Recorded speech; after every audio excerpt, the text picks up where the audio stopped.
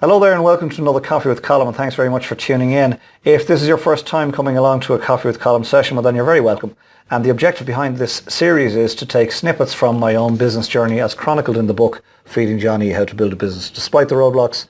Take a snippet from the story on a weekly basis, discuss it and discuss the lessons that I learned therein, and put them out there for you to consider as you go on your journey and as you continue to build your business, in the hopes that lessons I've learned along the way can be of benefit to you in your journey and create a shortcut where back in the day I had none. Okay, the story for this week is around networking. Now, I don't want you to confuse this week's vlog with the one recently where I spoke of the man on the train. You see, the man on the train was where networking worked perfectly well and worked profitably and was transformational in my particular journey. And that's one worth checking out if you haven't already seen the Man on the Train vlog. But I want to talk about networking. Networking is a hugely important part of everyday business in the 21st century. No question. Has to happen. There are various different ways networking takes place. I was introduced to the concept of networking many years ago through network marketing, which is a wonderfully powerful business tool.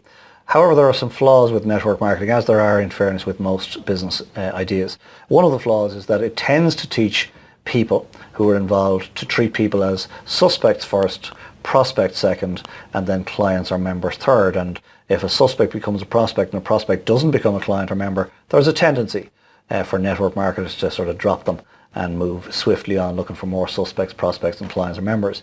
My take on it is they are people first, people second and people third, whether or not they choose to join your network. So just think, let's look at the human element first.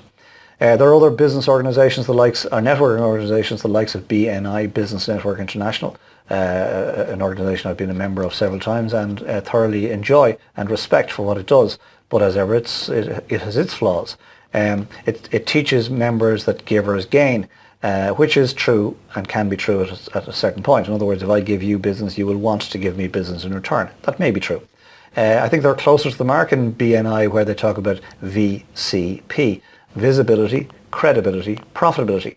In other words, if you're out there doing your thing and doing it with integrity, you are visible. If you do it long enough, you become credible. And if you do it long enough to become credible, well then you will in fact become profitable. Visibility plus credibility equals profitability in the long haul. And I agree with that. There are networking organizations that propose speed networking, like speed dating. Where you go and you bring a bunch of business cards, you meet as many people as you can, as quickly as you can in the evening and take away a whole bunch of business cards. I think the success of that type of event is limited enough.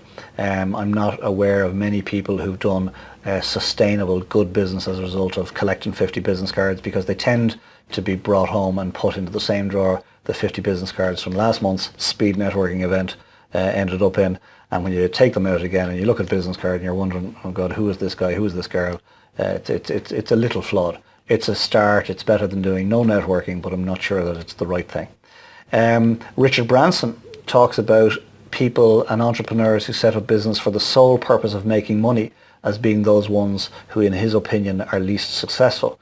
His take on business is that if entrepreneurs who are most successful go out of their way to solve human problems with their business idea, and if they're successful at solving human problems with their business idea and successful at scale at solving human problems with their business idea, well, that's when the money comes in. That's when they become profitable in their endeavours, and that money is perhaps one of the results, the positive results that might come from solving human problems. And I believe that networking is the same. I think networking is first and foremost about you and I connecting people. And that's what I do. I believe it's a profession, by the way, and I believe myself to be a professional networker. What I try to do is I try to meet people and I try to then join those dots, trying to put people together for mutual benefit. But it's for their mutual benefit.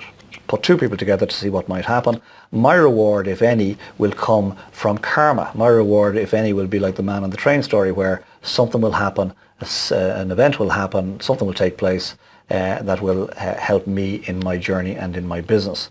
But first and foremost, networking, a bit like Richard Branson, it's not about profitability first, it's about connecting people so that human problems can be resolved. And in the doing of that, in the solving of human problems, well then businesses can grow, and as a result of businesses growing, profits can be made. I'm still back to my business card, how can I help? It's been on my business card since before I met the man on the train. It's been on my business card ever since and will continue to be.